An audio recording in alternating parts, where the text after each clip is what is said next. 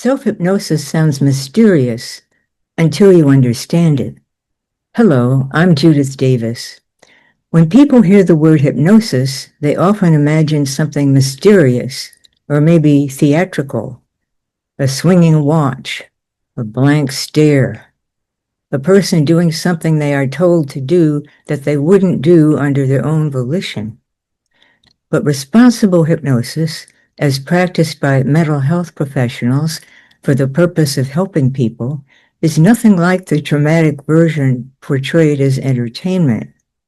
You've likely already experienced hypnosis without even realizing it. Have you ever been so absorbed in a book or daydream that you didn't notice time passing?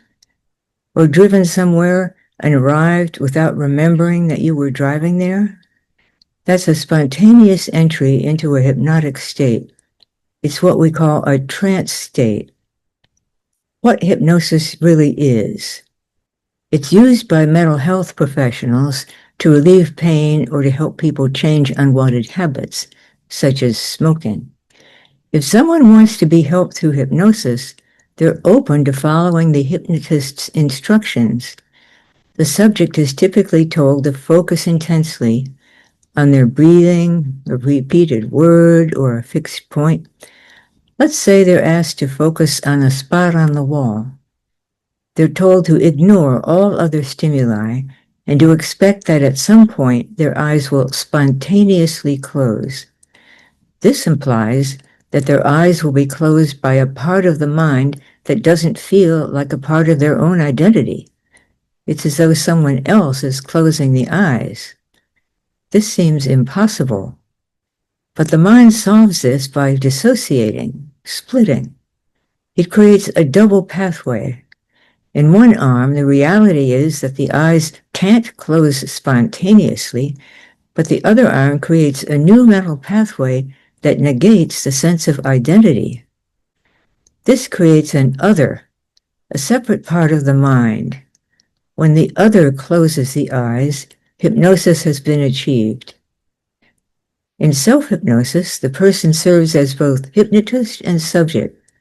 They direct their attention to something, for example, to a spot on the wall, and suggest that their eyes will close all by themselves. When that happens, their mind has created an other, a separate mental pathway that fulfills the person's wish. If the wish is to feel peaceful and calm, that occurs. If the wish is to stop smoking, this will happen, though usually not immediately, but over time.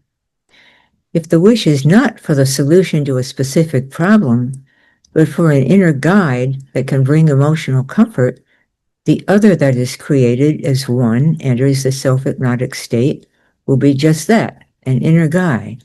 An inner guide is formed by the confluence of three mental pathways: the pathway of comfort, the wish to be helpful, and a sense of its own identity.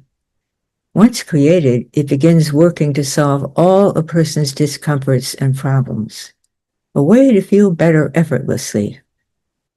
In today's world, relief often feels like another task that you have to work for.